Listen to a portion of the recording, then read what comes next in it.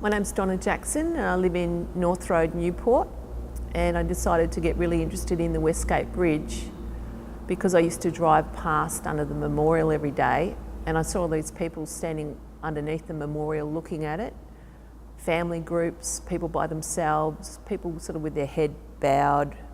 I thought, this is an interesting place. Seemed like a church.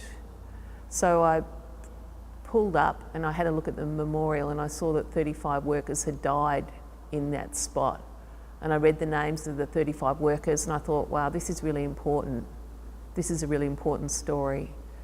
So I talked to a number of people in the western suburbs who lived there all their lives. I'd only lived there about 10 years at that time. And everybody who was a local knew where they were the day that the bridge collapsed. Everybody had a story. I was at primary school, it was recess, I went outside, everybody started running, other people telling stories about after the collapse making sandwiches and trying to take them down there for people.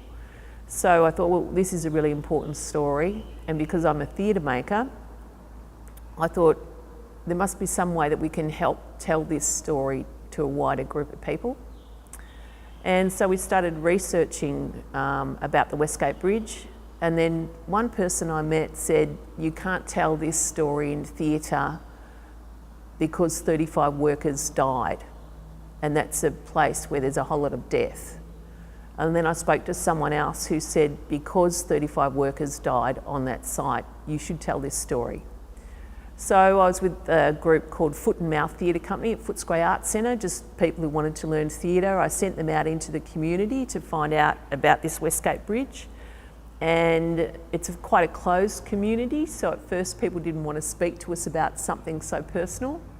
And so we went to a whole lot of demonstrations that the BLF were having at that time and the BWIU, because there was a lot of action happening in the building industry. Because we showed up at these demos all the time, we were mostly women, and there's a whole lot of men demonstrating. We were asking them about this bridge collapse.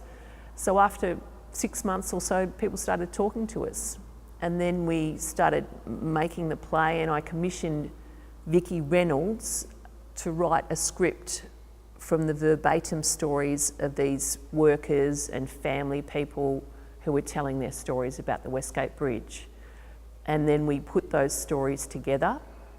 Then we tried to make the play not just be a historical document about when the bridge collapsed. We wanted to see how we could make the play be relevant to now. So in the play, The Bridge, there's a story of a young woman who's lost her father when the bridge collapsed, and then she's at a current workplace where there's health and safety issues. And she has to decide if she's going to be a whistleblower or not.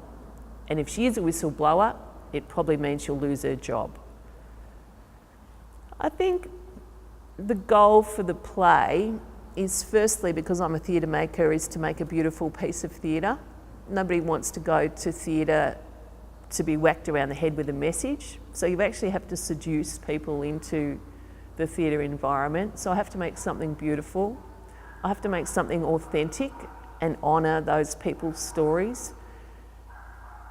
And because 35 workers died, it's theatre that's also a memorial. So I want people to come and see the play, and if they don't know that the bridge collapsed and 35 workers died, for them to know that. But I also want people to know the reason we have such strong health and safety in Victoria and Australia now, one of the points is that a bridge collapsed, 35 workers died, and then since then we've been really strongly involved in health and safety. I think that art is about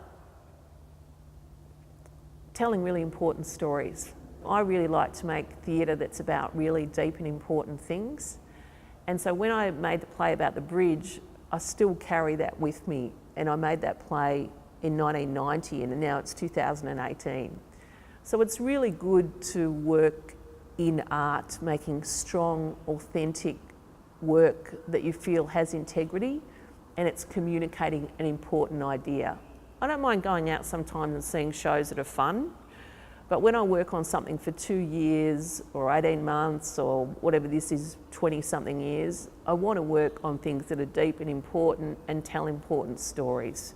And for me as an artist, I find that really rewarding. So then I don't care how much I get paid, I don't care how long it takes, I don't care who likes it, I don't care who doesn't like it. I know I was telling an important story. And that's what I think is great when I see theatre and documentary that do those things.